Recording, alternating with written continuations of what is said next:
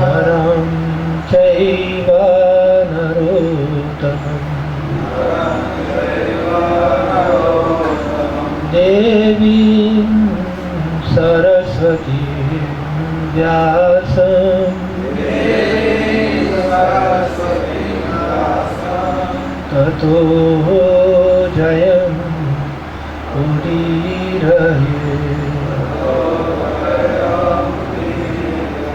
Thank you very much. We're reading from Srimad Bhagavad Gita as it is, chapter 3, text 36.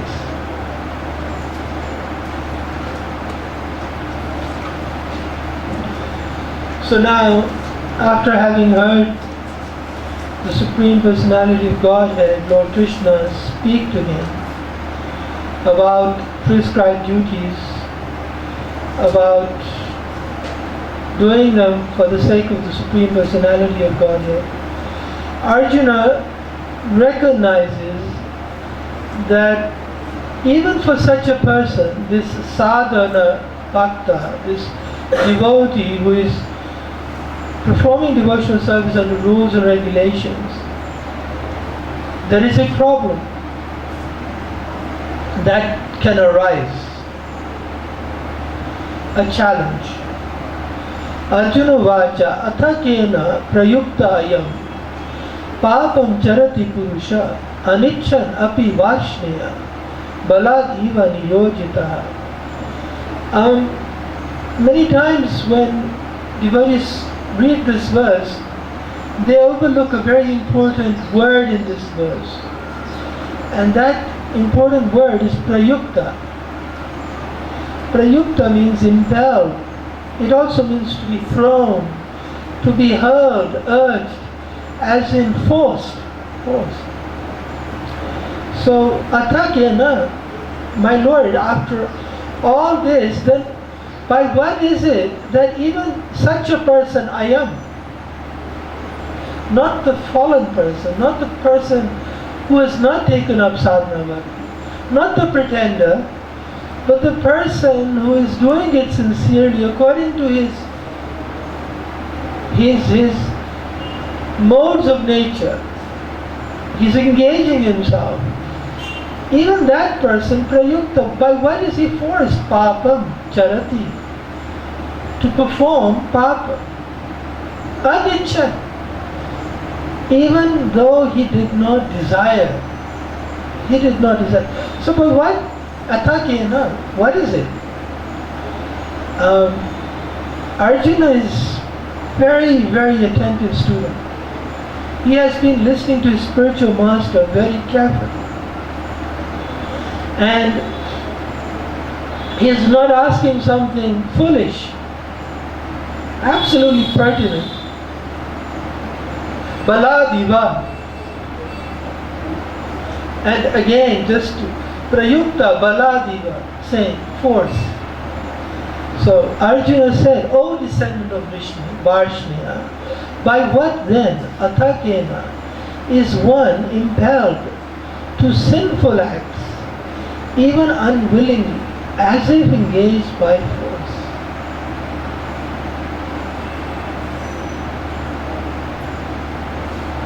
So, a person engaged in his own prescribed duties, prescribed by his own nature. Not only, remember we said the fault of not being engaged in your duty according to your nature is your mind wanders. Now we're not speaking of the mind wandering, we're speaking about engaging in sinful activity altogether. And Arjuna says, I observe. This is happening. He obviously has examples in mind. And of course, the Lord doesn't challenge him. Where did it happen? When did it happen? We will find Krishna agrees. And the anichanapi means he is trying to avoid falling down. He is doing his best not to fall down. He is not challenging material energy. He is avoiding. he's trying his best, and yet prayukta, as if somebody went out of their way and made him fall down. Wow, what a yoga! Prabhupada did say, didn't he, that to adopt the path of devotional service is to declare war on Maya. Is to declare war on Maya. So she is not going to take it like, oh, you declared war with me? I will do something. A living entity, Prabhupada writes, as part and parcel of the Supreme, is originally spiritual, pure, and free from all material contamination. Therefore, by nature, he is not subject to the sins of the material world. Prabhupada is nicely, this is a preface to what he's about to say. But when he is in contact with the material nature, he acts in many sinful ways without hesitation, and sometimes even against his will. So he is pure originally, free from it, and his nature is not to do any sins. His nature is also not to. That's the original pure living entity. But something happens. We think everything is because he desires, but something also happens. It's not without consequence when he is in material nature. A chemistry is set up. A chain reaction is set up. And Prabhupada says he acts in many simple ways without hesitation. Somebody whose nature it was not to do sin starts to behave sinfully. So that means he is thrown. Not only does he go, but he is now pushed forcibly. As such, Arjuna's question to Krishna is very sanguine as to the perverted nature of the living entities. Now, this is a speaker going to confess. Sanguine is a word, at its most generous interpretation, we could say the word it replaces is like optimistic, hopeful or positive. Positive in a bad situation. So Arjuna's question to Krishna is very optimistic, hopeful. It's not sitting well. I haven't done it, but I believe there might have been something lost in dictation, in transcribing the tapes or something. But anyway, pure speculation on my part. But let's just go by the word. Now, if it is indeed sanguine, then we could say that Arjuna is expectant, is hopeful of an encouraging answer that will explain this phenomenon. Okay? Sanguine means positive. It usually means reddish, blood red is the word. But if indeed there was something lost in transcription, then it's quite possible the word was that Arjuna's question to Krishna was correct, was appropriate, was relevant, was pertinent. And so, in other words, it was appropriate. It was very apt. It was to the point. It was addressing the perverted nature of a person in the material world. So sanguine, I leave it at he was hopeful of a good answer. That's all you can say according to the English language. But something got lost somewhere between the printed word and the original. So Prabhupada writes, although the living entity sometimes does not want to act in sin, he is still forced to act. Sinful actions are not, however, now here's the point, he's forced to act, remember. So this is like, we jump to a conclusion, if he's forced to act, then it's not the living entity's fault. So Prabhupada says what?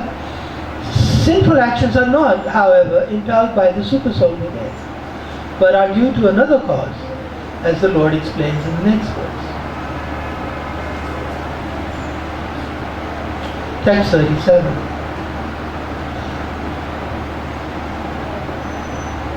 So Krishna has nicely explained everything about the sadhana bhakta. How he should not be a pretender. How he should not let his mind wander. He should not perform another's activities. He should act according to his own modes of nature. And it was very nice and very complete.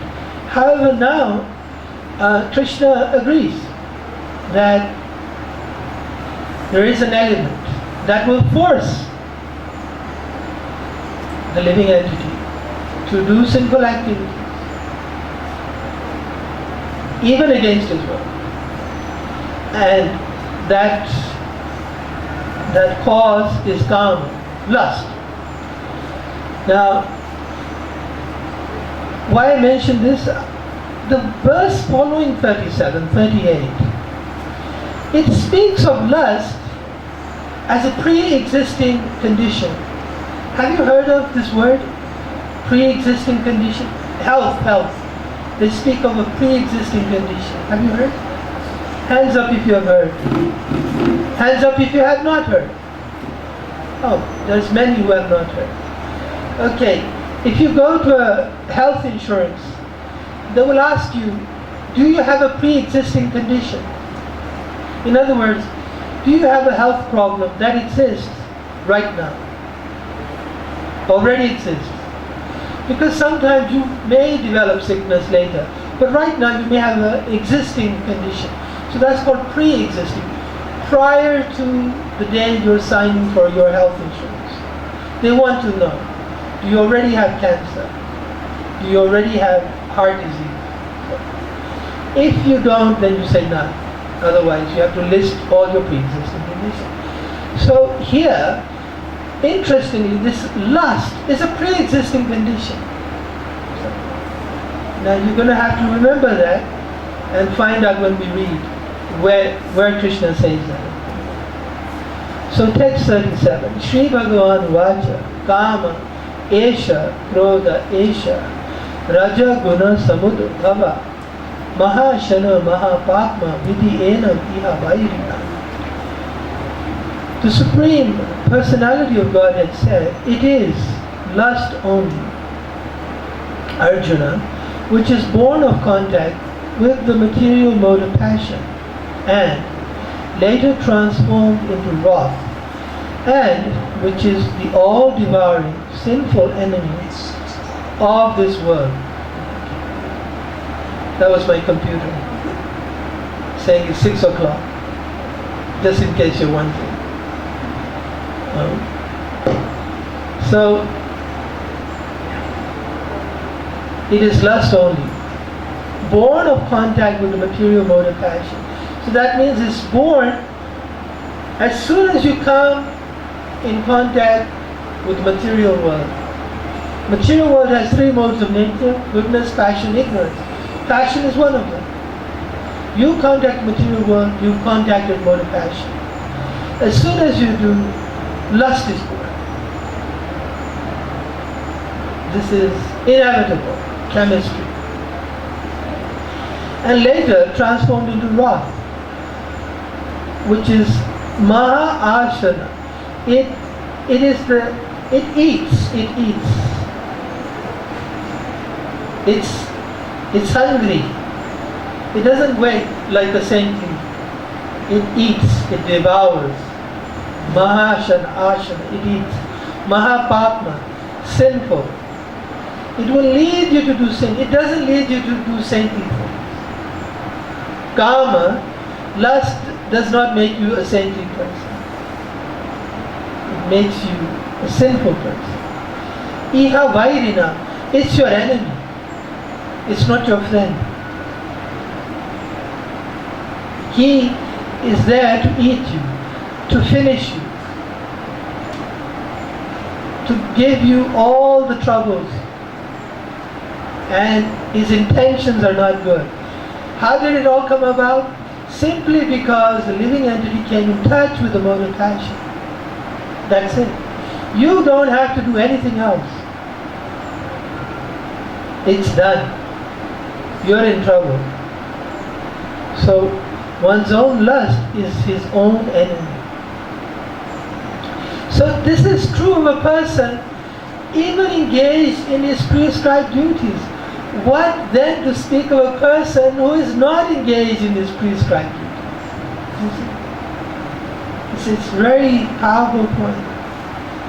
This is the condition of a person.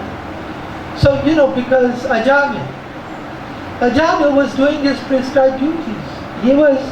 When he became infected by desire for lust, seeing a prostitute, he had gone out to get flowers for puja, which was his prescribed duty as a brahmana. But it happened. A person. So what then to speak of a person who is not doing his duty, or a person who is doing somebody else's duty? Remember, Krishna said, don't do that. Or what to speak of a person who willingly commits sins himself? He's a sinful person already. What then will lust do to him? I mean, the person in prescribed duties is in trouble. What to speak of all the other people?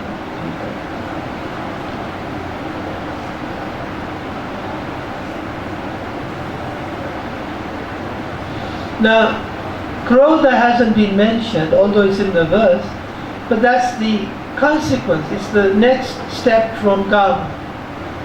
It's not a separate. It's tied in with Kama. Kama, Krodha, Kama, Krodha. You have a coin, it has heads and tails. So heads is Kama, tail is Krodha. It's there. It's connected. It's joined. You can't have lust only and no Krodha. It's joined together.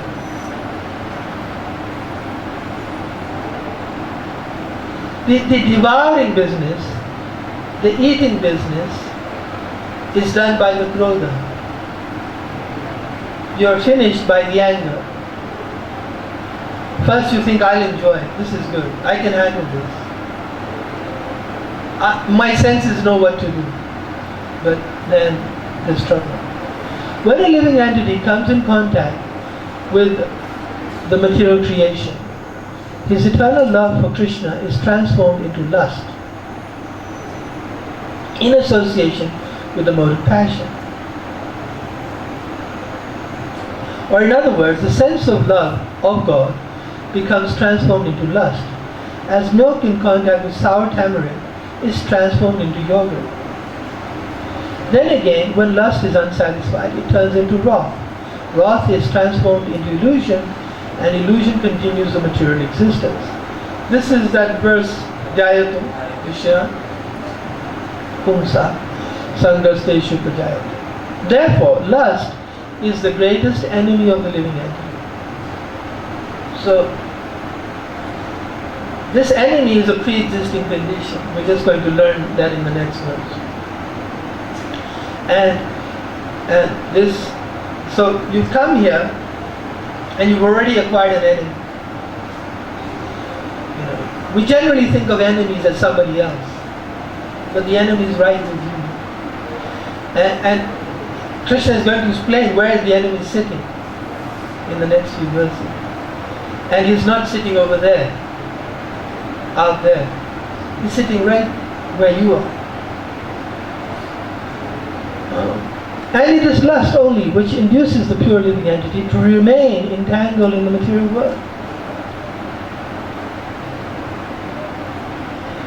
Okay, skipping a bit. Now, Prabhupada in the purport, he starts the topic that all that he has described so far, the whole purpose of doing prescribed duties is to curb your lust. It is to deal with this enemy.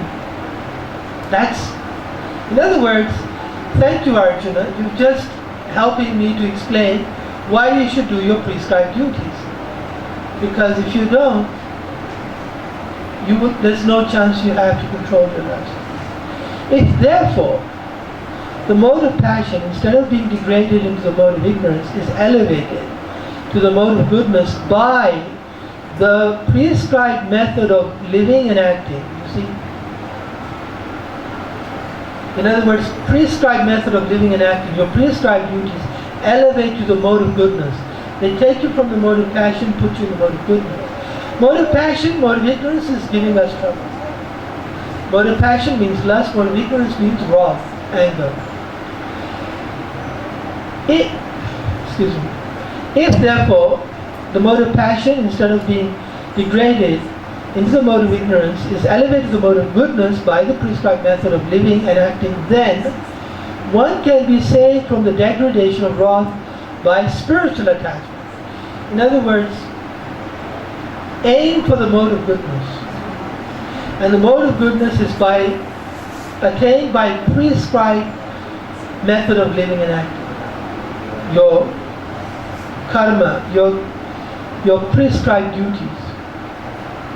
So this degradation is the direct result of the failure to regulate your attachments and your raga dvesha, your likes and your dislikes.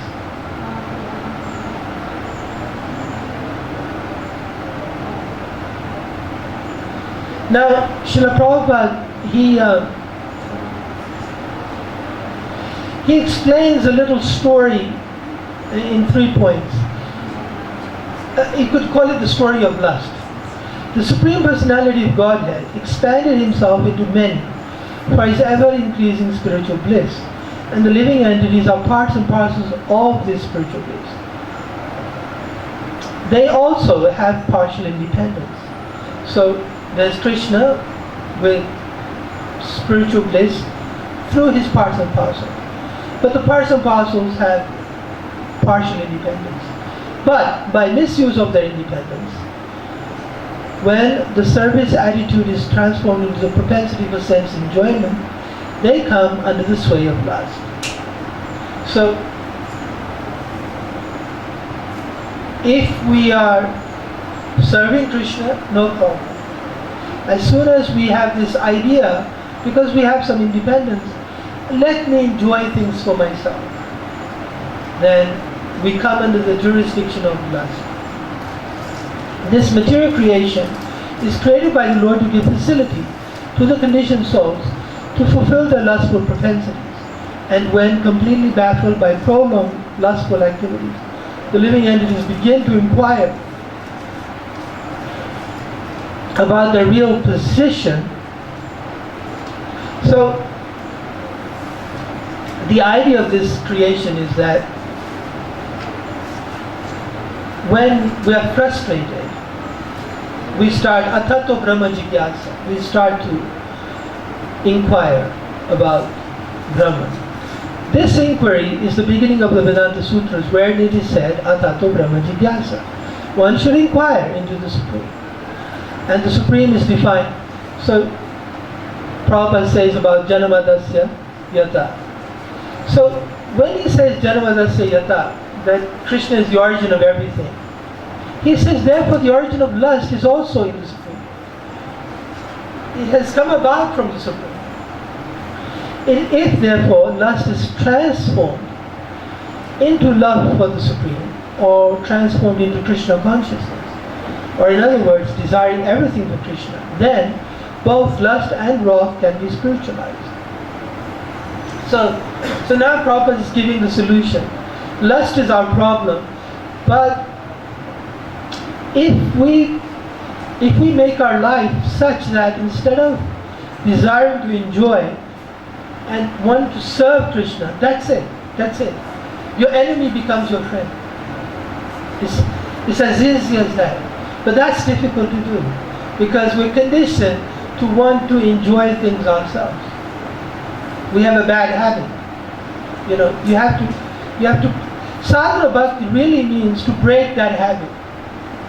You have a habit, but slowly, if you're persistent, it will change. And then Prabhupada gives the example of how Hanuman became angry for Lord Ram and burned the city of Lanka. And then he says that here also in Bhagavad Gita, the Lord induces Arjuna to become angry for the satisfaction of the Lord. So therefore, lust and wrath, when they are employed in Krishna consciousness, become our friends instead of our enemies. Now, I'll read this very quickly, but it's mentioned in the Bhaktivedanta database. There is a quote from Shakespeare, William Shakespeare. So, William Shakespeare wrote a sonnet. Sonnet is a certain kind of poem. It's long ago since I used to read sonnets, but anyway, we'll try. The expense of spirit in a waste of shame is lust in action, and till action lust is perjured, murderous, bloody, full of blame, savage, extreme, rude, cruel, not to trust. Enjoyed no sooner, but despised straight. Past reason hunted, and no sooner had. Past reason hated, as well as I swallowed bait. On purpose laid to make the taker mad. Mad in pursuit and in possession so. Having, and in quest to have, extreme. A bliss and proof, and proved a very woe. Before a joy proposed, behind a dream. All this the world well knows, yet none knows well to shun this heaven that leads men to this hell. That's William Shakespeare, sonnet 129. Actually, it's believed it was an earl who wrote this in the name of William Shakespeare, but it's kind of profound. It has all the features Krishna speaks about, actually. But it's there in a poetical fashion. Now, text 38, where we find out that it's a pre-existing condition. I didn't want to leave the class without having mentioned it, not to bring it about, to explain it. So this lust is a pre-existing condition because it is part and parcel of the body that you acquire.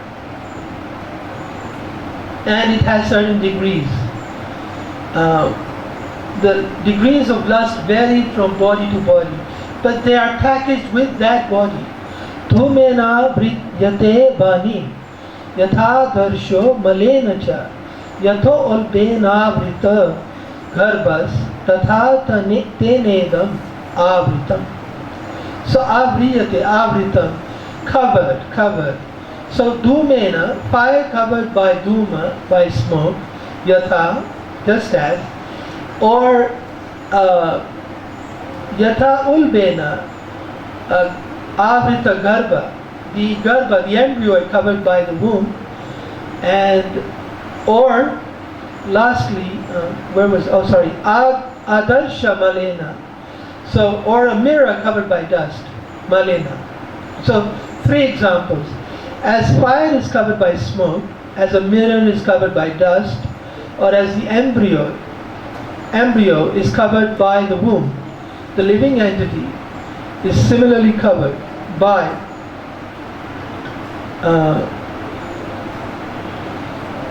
by 3 degrees of this lust.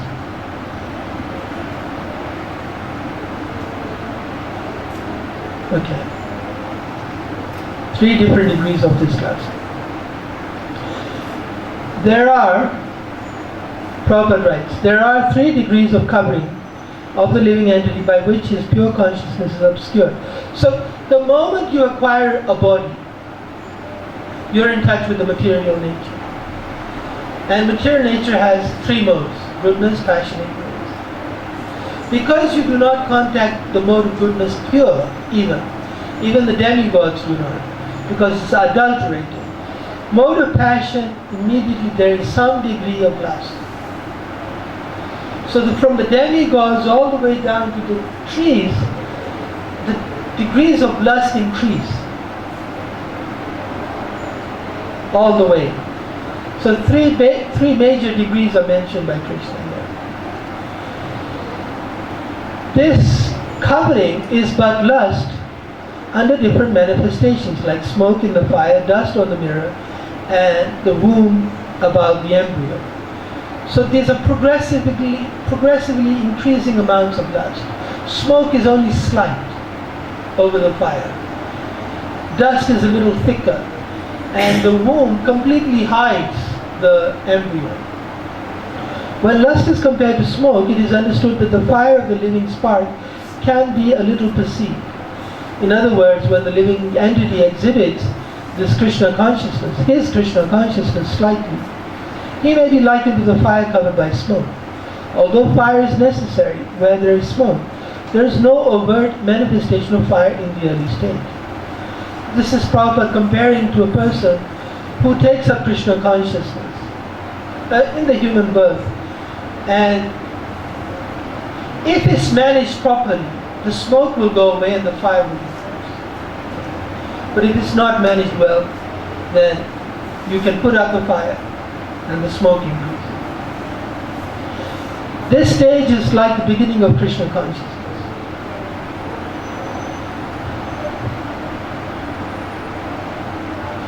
And then Prabhupada compares, he speaks of the mirror on the mind, referring to Jeto Darpana Marjana.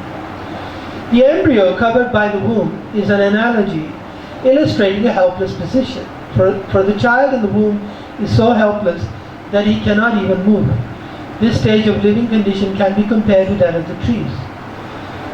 So then the trees are void of almost all consciousness. And that's how much lust they have. So the covered mirror is compared to the birds and beasts.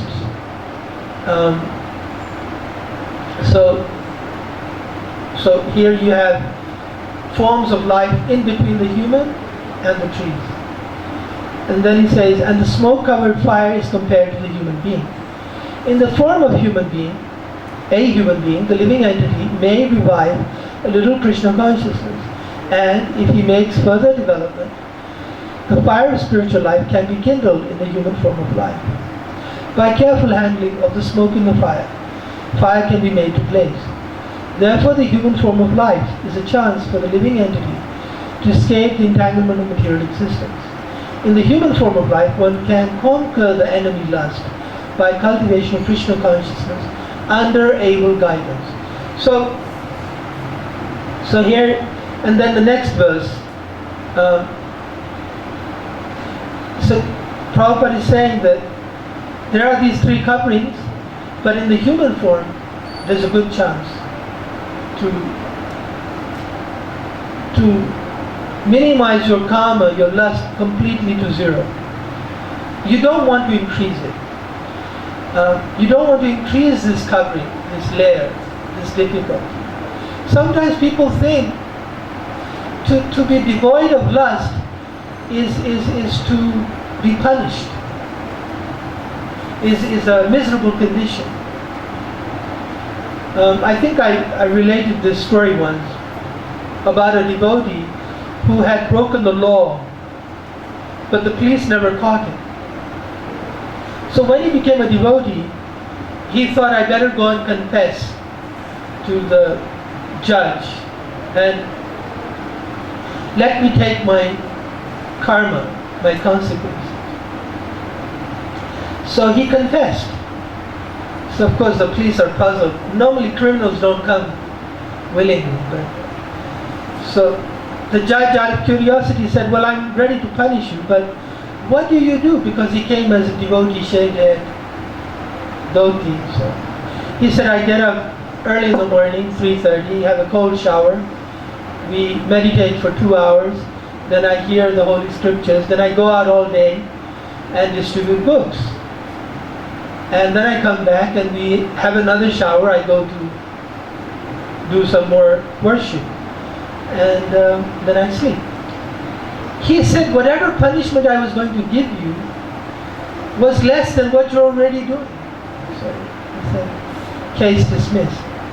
So this is how people think that a life without kama, lust, is a punishment.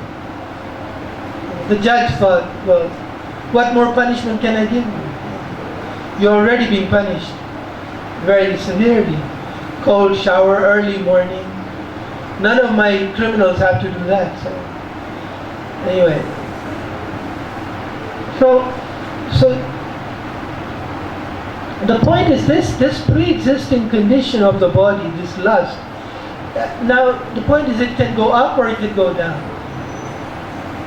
You can increase it or you can decrease it.